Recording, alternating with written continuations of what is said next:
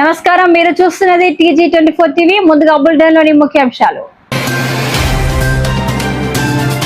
ఘనంగా దాసి నాగరాజు జన్మదిన వేడుకలు. భూంపల్లిలో ఘనంగా బోనాల సంబరాలు. ఆపరేషన్ కవచ్, తార్నాకాలో పోలీసుల స్పెషల్ డ్రైవ్. పాలమూరు రంగారెడ్డి ప్రాజెక్టుకు గ్రీన్ సిగ్నల్. సీఎం రేవంత్ నిర్ణయాన్ని స్వాగతించిన ఎమ్మెల్యే రామ్మోహన్ రెడ్డి. పాలమూరు ప్రాజెక్టు పనులపై సీఎం రేవంత్ ఫోకస్. టెన్నెల్లోకి వెళ్లి స్వయంగా పరిశీలన. రేవంత్ హార్వర్డ్ ప్రోగ్రాంపై BJP MP Aravind fire. Tummidihatti ప్రాజెక్టుపై రాజకీయ వేడి. బీజేపీ బీఆర్ఎస్ పై ఆది శ్రీనివాస్ ఫైర్. అమీర్పేట్ అగ్ని ప్రమాదంపై కవిత ఆగ్రహం. ఖమ్మం జిల్లా కోర్టులో ప్రపంచ పర్యావరణ దినోత్సవ వేడుకలు. మేడ్చల్ జిల్లా కుత్బుల్లాపూర్ నియోజకవర్గంలోని నిజాంపేట్లో ప్రముఖ సామాజికవేత్త, బీజేపీ ఎస్సీ మోర్చా రాష్ట్ర ప్రధాన కార్యదర్శి డాక్టర్ దాసి నాగరాజు జన్మదిన వేడుకలు ఘనంగా నిర్వహించారు. ఈ కార్యక్రమానికి బీజేపీ రాష్ట్ర ఉపాధ్యక్షురాలు కొల్లి మాధవి, జిల్లా అధ్యక్షుడు డాక్టర్ ఎస్ మల్లారెడ్డి ముఖ్య అతిథులుగా హాజరై కేక్ కట్ చేయించి శాల్వాతో సత్కరించి జన్మదిన శుభాకాంక్షలు తెలిపారు. డాక్టర్ దాసి నాగరాజు ప్రజాసేవలో అంకిత భావంతో పనిచేస్తూ కారుణ్య వెల్ఫేర్ సొసైటీ ద్వారా అనేక సేవా కార్యక్రమాలు నిర్వహిస్తున్నారని నాయకులు ప్రశంసించారు. ఈ సందర్భంగా డాక్టర్ దాసి నాగరాజు మాట్లాడుతూ పార్టీ అభివృద్ధి మరియు ప్రజా సంక్షేమమే తన లక్ష్యమని శుభాకాంక్షలు తెలిపిన ప్రతి ఒక్కరికి కృతజ్ఞతలు తెలిపారు. ఈ కార్యక్రమంలో పలువురు బీజేపీ రాష్ట్ర జిల్లా మండల నాయకులు, కార్యకర్తలు పాల్గొన్నారు. Party SC Morcha general secretary, Karunya welfare society వ్యవస్థాపకులు, అదేవిధంగా ఎంటర్ప్రైనర్షిప్ అంటే స్కూల్ యజమానిగా, కంపెనీ యజమానిగా వివిధ బాధ్యతలు నిర్వర్తిస్తున్నటువంటి మిత్రులు, శ్రేయోభిలాషి అయినటువంటి దాసి నాగరాజు గారి జన్మదినం సందర్భంగా భారతీయ జనతా పార్టీకి సంబంధించినటువంటి నాయకులు అందరూ కూడా వచ్చి ఆశీస్సులు తెలియజేసినందుకు నిజాంపేట శాఖ తరఫున అందరికీ, పెద్దలందరికీ పేరు పేరున ధన్యవాదాలు. అదేవిధంగా ప్రధాన కార్యదర్శి మరియు క్యూబికల్ కంఫర్ట్ సొల్యూషన్ మరియు సన్ రైజ్ ఎంటర్ప్రైజెస్ మరియు కారుణ్య వెల్ఫేర్ సొసైటీ యొక్క అధ్యక్షుడు దాసి నాగరాజు గారికి మా అందరి తరఫున జన్మదిన శుభాకాంక్షలు తెలియజేస్తున్నాను. ఒకే చిన్న విషయంలో, ఒకే మాటలో చెప్పదలుచుకున్న విషయం ఏంటంటే, మహానుభావులు అందరూ ఒక చిన్న ఆశయంతో, ఒక చిన్న ఆలోచనతో మహావృక్షంలాగా ఎదిగి నక్షత్రంలాగా ఈ సమాజంలో ఉండిపోయారు. అదేవిధంగా ఒక చిన్న ఆలోచన నాగరాజుకి వచ్చిన ఆలోచనే సేవ. ఆ సేవలో ఎన్నో సేవలు మా కంపెనీలో యజమానిగా ఉంటూ, సమాజంలో నాయకుడిగా ఉంటూ, ఆపదలో ఉన్న వారికి బాంధవుడిగా ఉంటూ ఈరోజు మూడు సంస్థలతో పాటు మరి ముఖ్యంగా తన సేవని కారుణ్య వెల్ఫేర్ సొసైటీ ద్వారా ఎంతో మందికి సేవా దృక్పథంతో ముందుకెళ్తున్న మా యజమానికి మరొకసారి మా కంపెనీ ఎంప్లాయీస్ అందరి తరఫున మరియు విచ్చేసిన వాళ్ళందరి తరఫున. కామారెడ్డి జిల్లా సదాశివనగర్ మండలంలోని భూపల్లి తదితర గ్రామాల్లో గ్రామ దేవతలైన నల్లపోచమ్మ, పోలేరమ్మ, నాయకమ్మ, ముత్యాలమ్మ, బంగారు మైసమ్మ, 5 చేతుల పోచమ్మ, పిల్లి పోచమ్మ అమ్మవార్లకు బోనాల పండుగను భక్తి శ్రద్ధలతో ఘనంగా నిర్వహించారు. మహిళలు సంప్రదాయ దుస్తుల్లో బోనాలు మోసుకుంటూ డప్పు వాయిద్యాల నడుమ ఊరేగింపుగా ఆలయానికి చేరుకుని ప్రత్యేక పూజలు నిర్వహించారు. పోతురాజుల విన్యాసాలు, శివసత్తుల ఆటలు భక్తులను విశేషంగా ఆకట్టుకున్నాయి. గ్రామంలో శాంతి, సుభిక్షం, మంచి వర్షాలు, పాడి పంటల సమృద్ధి కోసం భక్తులు అమ్మవారిని ప్రార్థించారు. ఈ వేడుకల్లో గ్రామ సర్పంచ్ గైని శ్రీనివాస్, ఉప సర్పంచ్ దాని రాజయ్య, మాజీ ఎంపీపీ గైని అనసూయ రమేష్ తో పాటు ప్రజాప్రతినిధులు, గ్రామ పెద్దలు, మహిళలు, యువకులు, భక్తులు పెద్ద సంఖ్యలో పాల్గొన్నారు.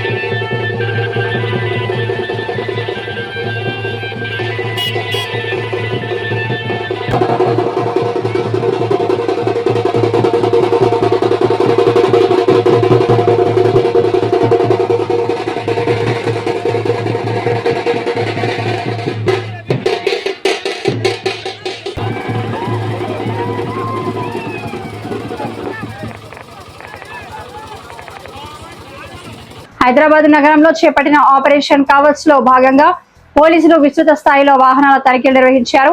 తార్నాక సమీపంలోని మణికేశ్వరి నగర్ వద్ద జరిగిన తనిఖీల్లో నంబర్ ప్లేట్లు లేని 5 వాహనాలను, నంబర్ ప్లేట్ సరిగా లేని మరో బైక్ ను పోలీసులు సీజ్ చేశారు. ఈ సందర్భంగా ఓయూసీఐ మహేష్ గౌడ్ మాట్లాడుతూ వాహనదారులు ట్రాఫిక్ నిబంధనలు తప్పనిసరిగా పాటించాలని, నంబర్ ప్లేట్లు లేకుండా లేదా నిబంధనలకు విరుద్ధంగా వాహనాలు నడిపితే కఠిన చర్యలు తీసుకుంటామని హెచ్చరించారు. అందరికీ నమస్కారం. ఈరోజు ఓయూ పోలీస్ స్టేషన్ పరిధిలో గౌరవనీయులు సిపి సజ్జనార్ సార్ ఐపీఎస్ గారి ఆదేశాల మేరకు హైదరాబాద్ సిటీ సేఫ్ అండ్ సెక్యూరిటీలో ఉండే విధంగా భాగంగా ఈరోజు వివిధ డిపార్ట్మెంట్ ట్రాఫిక్, ఎయిర్పోర్ట్స్, సివిల్ వాళ్ళ ఆధ్వర్యంలో ఆపరేషన్ కవచ్ ప్రోగ్రామ్ నడుస్తుంది, స్టార్ట్ అయింది. ఇక్కడ చూస్తున్నారు ఎంకే నగర్ కమాన్ దగ్గర దాదాపు ఒక 20 మంది పోలీసు బలగాలతో ప్రోగ్రామ్ స్టార్ట్ చేయడం జరిగింది. ముఖ్యంగా దీని ఉద్దేశంలో ఈ వెహికల్ మూమెంట్ జరుగుతున్నది. దాంట్లో improper number plate, without number plate, fake numbers అలాంటి దాని మీద కొద్దిగా ఎక్కువ కాన్సన్ట్రేషన్ చేస్తున్నాము. అదేవిధంగా సస్పీషియస్ పర్సన్స్ ఎవరైనా ఉన్నా కూడా ఫిజికల్ చెక్ చేసి దాంట్లో మాదక ద్రవ్యాలు కానీ లేకపోతే వెపన్స్ పెట్టుకొని తిరగడం కానీ ఇల్లీగల్ యాక్టివిటీకి సంబంధించిన ఏమైనా ఉన్నా కూడా సీజ్ చేయడం జరుగుతుంది. ఉమెన్ స్టాఫ్ తోటి, వివిధ ట్రాఫిక్ కోఆర్డినేషన్ తోటి, లేకపోతే ఎస్ఓటి వాళ్ళు ఇన్వాల్వ్ అయినారు. ఇది ఎంటైర్ సిటీ మొత్తం కూడా ఒకే టైం తోటి అన్ని జోన్లలో ప్రోగ్రామ్ నడుస్తున్నది. ఎక్కడ అదేవిధంగా సరౌండింగ్ కమిషనరేట్ బార్డర్స్లో కూడా కోఆర్డినేషన్ తోటి వాళ్ళు కూడా మన zone commissionerate surroundings PS Nacharam కానీ ఉప్పల్ కానీ మాకు సరౌండింగ్స్ ఉన్నాయి. అదర్ కమిషనరేట్ వాళ్ళు కూడా కోఆర్డినేషన్ తోటి వాళ్ళు కూడా వెహికల్ చెకింగ్ స్టార్ట్ చేయడం జరిగింది ఆపరేషన్ కవచ్లో భాగంగా. ఇప్పుడంతా చూస్తున్నారు దాదాపు ఒక వితౌట్ నెంబర్ ప్లేట్ తోటి ఉన్నటువంటి 5 వెహికల్స్ని, ఒకటి ఇంప్రాపర్ నెంబర్ వాంటెడ్లీ హైడ్ చేసిన నెంబర్ ఒకటి దొరికినది. ఇక ఒక 5 వెహికల్స్ వరకు ప్రస్తుతానికి సీజ్ చేయడం చేసి ఫర్దర్ లీగల్ ప్రొసీడింగ్స్ ఉంటే చేస్తాం. Thank you. సెక్యూరిటీ భాగంలో మనం చేస్తున్నాము. అందరూ ప్రజలు బాధ్యతాయుతంగా మెలగాల్సిందే కోరుచున్నాం. ఒక విధంగా ఏదైనా ఇన్సిడెంట్ రోడ్డు మీద మనకి యాక్సిడెంట్ జరిగితే వితౌట్ నెంబర్ ప్లేట్ కానీ ఇంప్రాపర్ నెంబర్ ప్లేట్ కానీ జరిగితే పోలీస్ స్టేషన్కి వస్తే మనం చేజ్ చేసి పట్టుకోవడానికి ఎన్నో ఇబ్బందులు పడుతున్నాయి. అదే ఇన్సిడెంట్ మనకు జరిగితే ఈ విధంగా స్వతహాగా భావించి అలాంటివి చేయకుండా, ఇది ఏంటంటే మేజర్ కొంచెం మనకు అడిగినప్పుడు తెలుస్తుంది ఏంటంటే కొంచెం అవాయిడ్ చేయడానికి ఉంటుంది. ఎందుకంటే అలాంటివి కాకుండా మన బాధ్యతాయుతంగా ట్రాఫిక్ రూల్స్ పాటించుకుంటూ సేఫ్ అండ్ సెక్యూరిటీగా ఉండాలని హైదరాబాద్ సేఫ్ అండ్ సెక్యూరిటీ భాగంగా తర్వాత బాధ్యతగా ప్రతి ఒక్కరూ పాటుపడాలని కోరుతున్నాను. ఉమ్మడి మహబూబ్ నగర్ జిల్లాలో సాగునీటి ప్రాజెక్టుల పురోగతిని సమీక్షిస్తున్న ముఖ్యమంత్రి రేవంత్ రెడ్డి 2వ రోజు నాగర్ కర్నూలు జిల్లా కుమ్మెర వద్ద పంపోజు పనులను పరిశీలించారు. పాలమూరు రంగారెడ్డి ఎత్తిపోతల పథకంలో భాగంగా నిర్మిస్తున్న టెన్నెల్లో కొంత దూరం ప్రయాణించి నార్లపూర్ వద్ద జరుగుతున్న పనులను సీఎం స్వయంగా పరిశీలించారు. ఈ సందర్భంగా ప్రాజెక్టు పనుల్లో ఎలాంటి రాజీ పడకుండా నిర్ణీత గడువులోగా పనులను పూర్తి చేయాలని అధికారులకు సీఎం రేవంత్ రెడ్డి స్పష్టమైన ఆదేశాలు జారీ చేశారు. పాలమూరు రంగారెడ్డి ప్రాజెక్టు పూర్తయితే ఉమ్మడి మహబూబ్ నగర్, రంగారెడ్డి జిల్లాల రైతులకు సాగునీటి పరంగా భారీ ప్రయోజనం చేకూరనుంది.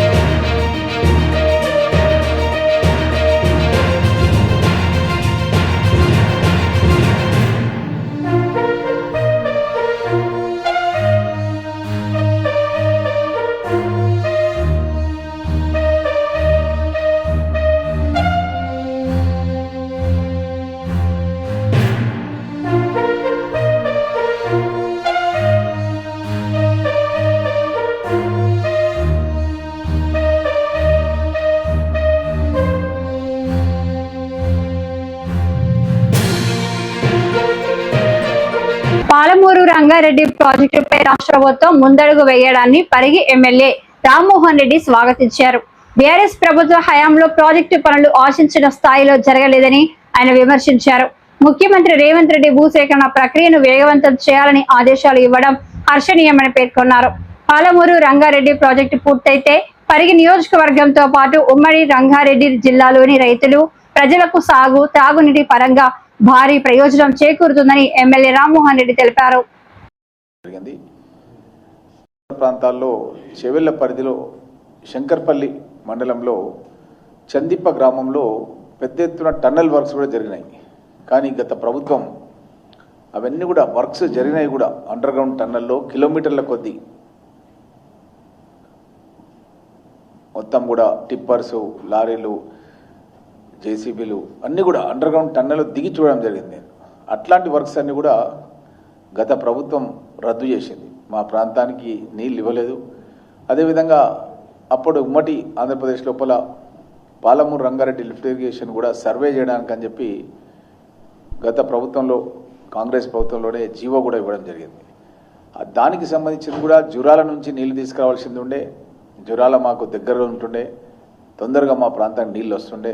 జురాల కాకుండా శ్రీశైలం నుంచి నీళ్లు తీసుకోవడానికి అని చెప్పి బీఆర్ఎస్ ప్రభుత్వం వ్యూహరచన చేసి దాని మూలంగా కూడా మాకు పెద్ద ఎత్తున నష్టం చేసి రంగారెడ్డి జిల్లాలోనే ఎక్కడ కూడా ఒక్క ప్రాజెక్టు కూడా కట్టలేదు. కనీసం ప్రాజెక్టు స్థలం ఏదైతే ఉందో కొందుర్గు డాష్ పరిగి లక్ష్మీదేవిపల్లి, కొందుర్గు అంటే షాద్నగర్ కాన్స్టిట్యున్సీలో ఉంటుంది, కేపీ లక్ష్మీదేవిపల్లి అంటారు దాన్ని, పరిగి, ఈ రెండు మండలాలు కొందుర్గు మండలం పరిగి మండలంలో భూసేకరణ చేసి ఈ యొక్క రిజర్వాయర్ 2.8 TMC రిజర్వాయర్ని నిర్మాణం చేస్తామని చెప్పి నిన్న గౌరవ ముఖ్యమంత్రి గారు హై లెవెల్ మొత్తం ఇరిగేషన్ మినిస్టర్ గారు ఉత్తమ్ కుమార్ రెడ్డి గారు, ఇన్ఛార్జ్ మినిస్టర్ దామోదర్ రాజనరసింహ గారు, వాకటి శ్రీహరి గారు, జూపల్లి కృష్ణారావు గారు, అదేవిధంగా ఇరిగేషన్ శాఖకు సంబంధించిన ముఖ్య కార్యదర్శులు, చీఫ్ ఇంజనీర్సు, ఈఎన్సీలు అందరూ కూడా కలిసి సమావేశం లోపల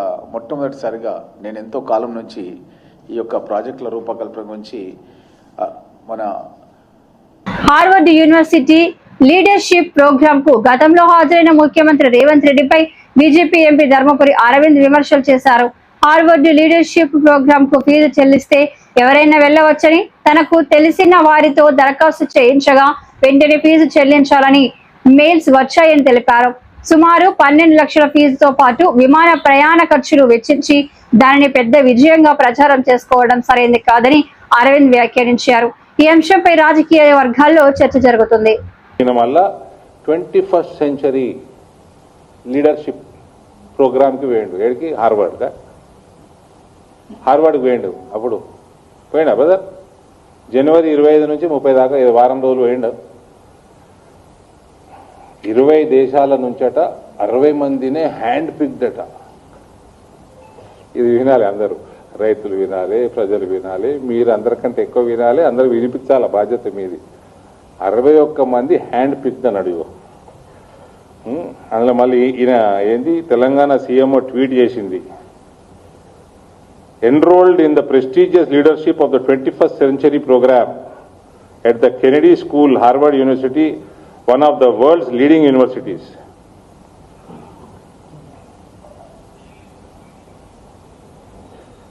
With this, Revanth Reddy becomes the first chief minister in independent India to enroll in the leadership program at an Ivy League university, marking a significant milestone in leadership development and global engagement.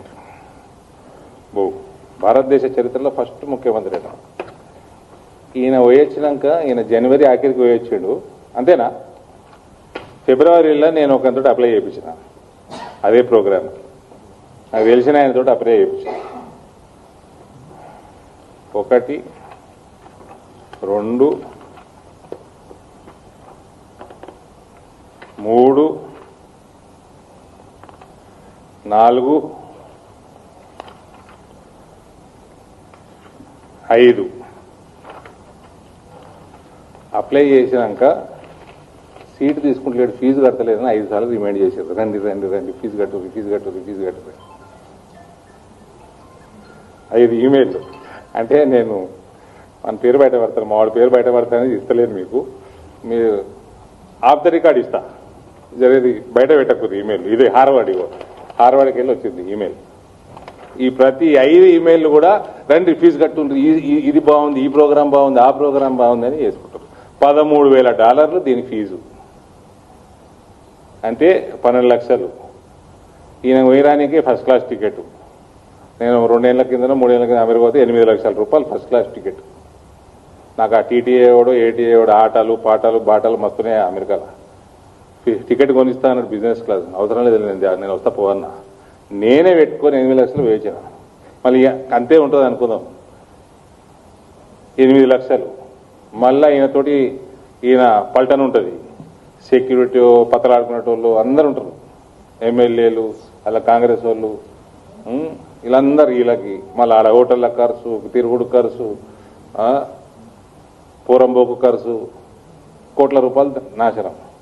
ఇది ఈయన చేసుకొచ్చింది. దీనికి భారతదేశ చరిత్రలో మొట్టమొదటి ముఖ్యమంత్రి, అంటే first time ఒక ముఖ్యమంత్రి $13,000 తలపెట్టినట్టు. ఇది వేస్ట్. 13,000 కోర్సులు నేర్పుతారేమో, $13,000 భర్తీటి కాదని డిసైడ్ చేసుకున్నారు. తుమ్మిడిహెట్టి ప్రాజెక్టు, పాలమూరు రంగారెడ్డి ప్రాజెక్టులపై తెలంగాణ రాజకీయాలు మళ్లీ వేడెక్కాయి. బీజేపీ రాష్ట్ర అధ్యక్షుడు రామచంద్రరావుపై ప్రభుత్వ విప్ ఆది శ్రీనివాస్ తీవ్ర విమర్శలు చేశారు. తెలంగాణ రైతుల ప్రయోజనాల కోసం ప్రభుత్వం కట్టుబడి ఉందని, తుమ్మిడిహెట్టి ప్రాజెక్టును తప్పకుండా నిర్మిస్తామని స్పష్టం చేశారు. బీజేపీ బీఆర్ఎస్ కలిసి ఈ ప్రాజెక్టుకు అడ్డంకులు సృష్టిస్తున్నాయని ఆరోపించారు.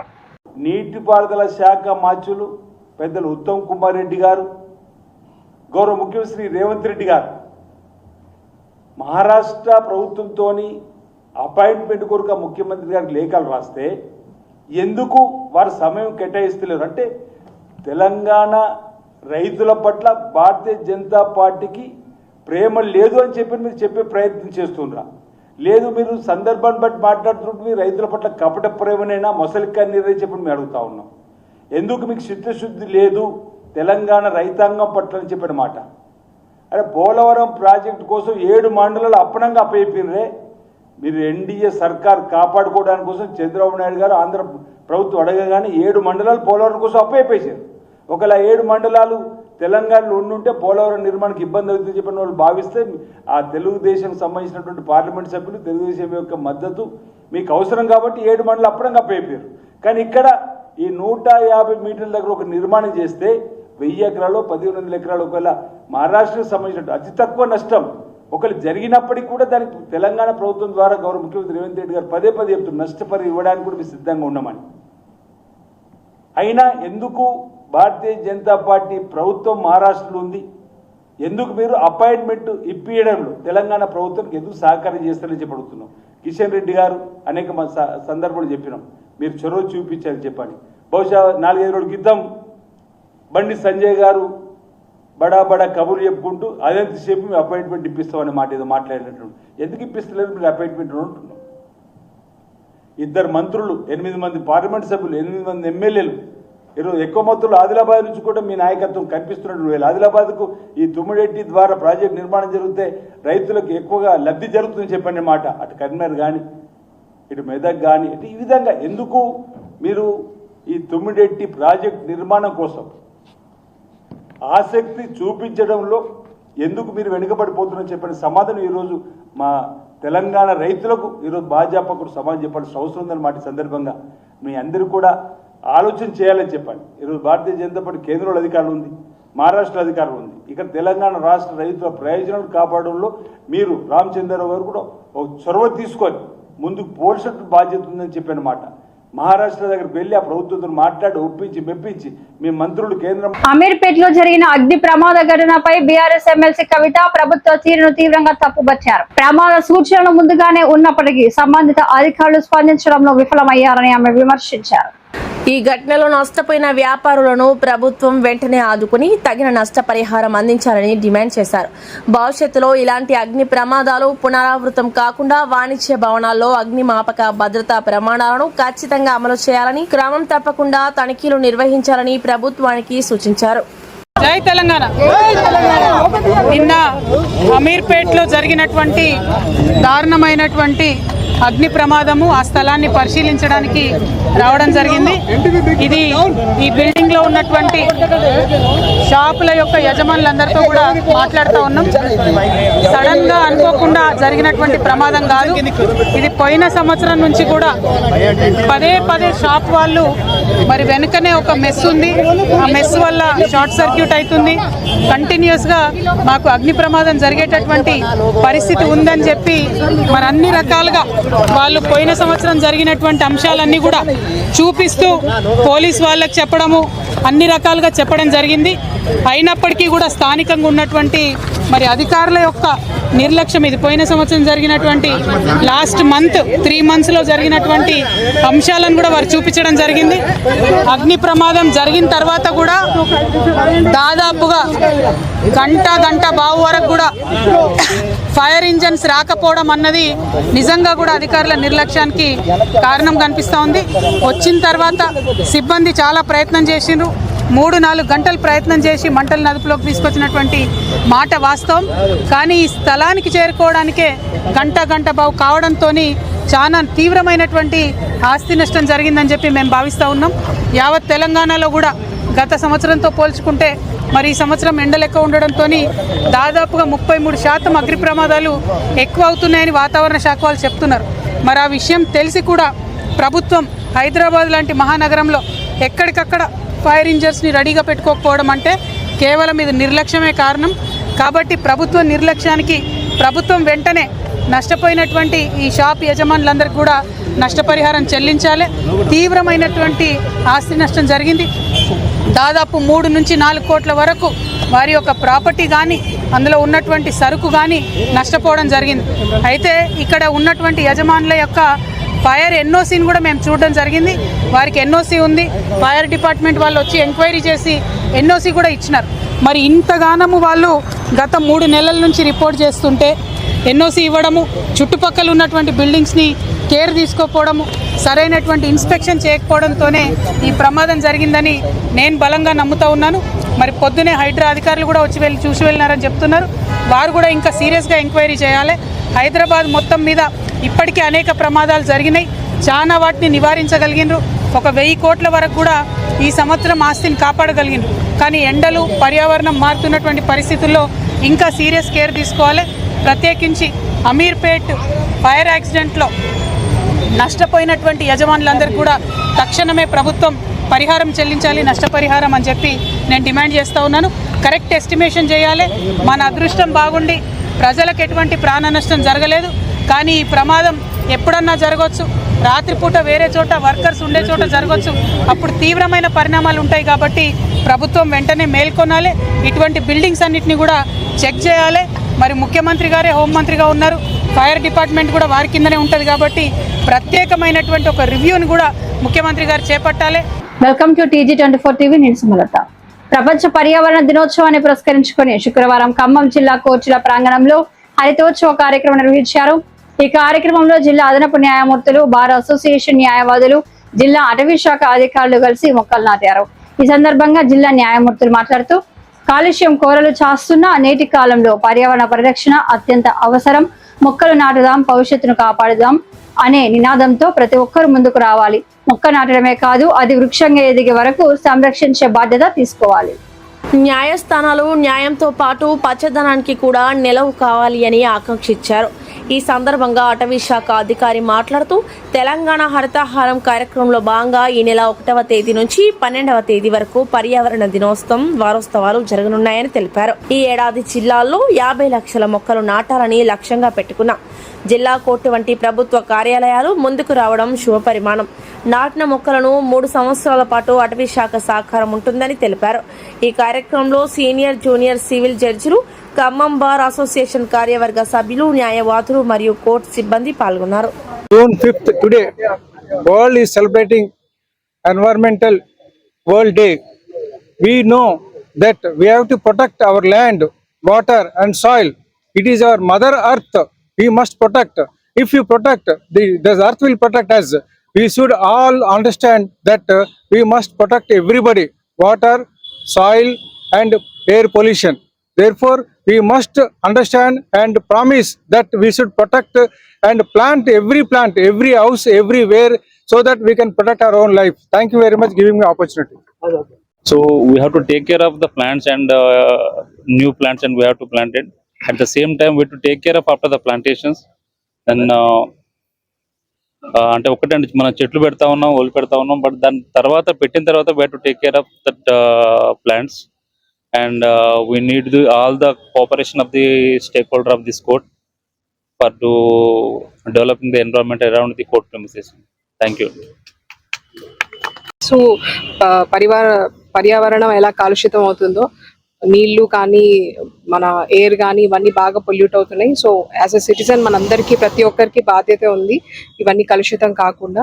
సో ఈ ఒక్కరోజే కాదు, మనం ప్రతిరోజు కూడా మన పర్యావరణాన్ని పరిరక్షిస్తేనే మన ఫ్యూచర్ జనరేషన్ అనేది బాగుంటుంది. Thank you so much. అందరికీ ముందుగా ధాత్రి దినోత్సవ శుభాకాంక్షలు తెలియజేస్తూ, మనం వృక్షో రక్షితి రక్షిత అన్నారు. ఏదైతే ధర్మం రక్షితి రక్షిత అన్నట్టే, ధర్మం రక్షిస్తే ఎట్లయితే ధర్మం మనం రక్షిస్తుందో, వృక్షాన్ని రక్షిస్తే మన వృక్షం కూడా మనం రక్షిస్తుంది అనే దానికి మనం కట్టుబడి ఈ ఈ ఈ భావితరాల కోసం మనం ఈ మొక్కల్ని ఇవన్నీ నాటి చేయాలి.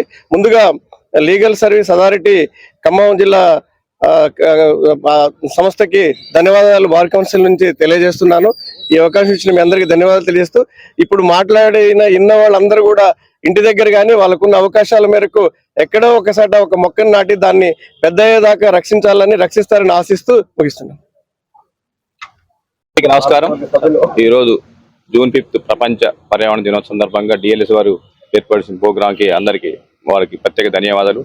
అలాగే మీ అందరు తెలుసు, డెవలప్మెంట్ భాగంగా అన్ని చెట్లు కొట్టేస్తున్నారు కాబట్టి పర్యావరణం మన కాలుష్యం పెరిగిపోయి బాగా వేడి 50 వచ్చింది. మన వనజీవి రామయ్య గారు దాదాపు 30-40 సంవత్సరాల క్రితమే ఆయన గుర్తించి చెట్లు నాటారు, అవన్నీ కొట్టేశారు. కాబట్టి ప్రతి ఒక్క చెట్టు ఒకటి కాదు 2 నాటి రోజు నీళ్లు పోసి దాన్ని పెంచాలని కోరుకుంటూ అందరికీ ప్రత్యేక ధన్యవాదాలు. ఈరోజు ఫస్ట్ దీన్ని మొట్టమొదటిసారిగా ఐక్యరాజ్య సమితి వాళ్ళు 1972 సంవత్సరంలో స్టార్ట్ చేసిర్రు. జూన్ 5వ తారీఖున చేసిర్రు. దీన్ని పూర్తిగా 1973 జూన్ 5 నుంచి ఇంప్లిమెంట్ చేయడం అనేది జరిగింది. ఈ రోజు ఉన్నటువంటి వాతావరణ పరిస్థితులు చూస్తుంటే చాలా భయంకరంగా ఉన్నది. దీనికి కారణం ఏంటంటే ప్రతి ఒక్కరు కూడా చెట్లను నరికివేయటము, అడవులను నరికివేయటము, ఇలా చేయటం వల్ల అడవులలో ఉన్నటువంటి వన్యజీవులు కూడా మన జన నివాసంలోకి వస్తున్నాయి. మన రోజు ప్రత్యక్షంగా పరోక్షంగా కూడా మనం చూస్తూనే ఉన్నాము. తర్వాత ఈ యొక్క వరల్డ్ ఎన్విరాన్మెంట్ డే అనేది district legal service authority Khammam వారు అండ్ స్వేచ్ఛంజీవో సంయుక్తంలో నిర్వహిస్తున్నాము. మన ఖమ్మం జిల్లా వాస్తవ్యులు వనజీవి రామయ్య గారు తన జీవితం మొత్తాన్ని కూడా మొక్కలు నాటి మొక్కలు పెంచడానికి తన యొక్క జీవితం మొత్తాన్ని కూడా త్యాగం చేశారు. అలాంటి స్ఫూర్తిదాయకమైనటువంటి అంత మంచి ఆచరణ ఉన్నటువంటి వ్యక్తి పుట్టినటువంటి జిల్లాలో మనం ఉన్నాం. దానికి చాలా సంతోషించాలి. ప్రతి ఒక్కరు కూడా మా స్వేచ్ఛంజీవో కాన్సెప్ట్ కూడా ఈచ్ వన్ ప్లాంట్ వన్, ప్రతి ఒక్కరు కూడా ఒక మొక్క నాటాలనేది మా యొక్క కాన్సెప్ట్. ఇప్పుడు చూడండి, అందరూ కూడా 5 కోట్లు 2 కోట్లు 3 కోట్లు కోట్లలోనే ఇల్లు కట్టించుకుంటారు, కానీ ఒక్క మొక్క కూడా నాటరు. ఎక్కడో ఒక చోట ఒక చిన్న ఆక్సిజన్ ప్లాంట్ పెట్టుకొని ఏదో షోకి అలా చేస్తారు. అలా కాకుండా మనం అందరం కూడా మొక్కలను నాటి రాబోయే తరాలకు, భావి తరాలకు మన పిల్లలకి మంచి వాతావరణాన్ని. మరిన్ని తాజా అప్డేట్స్ కోసం TG24 టీవీని చూస్తూనే ఉండండి.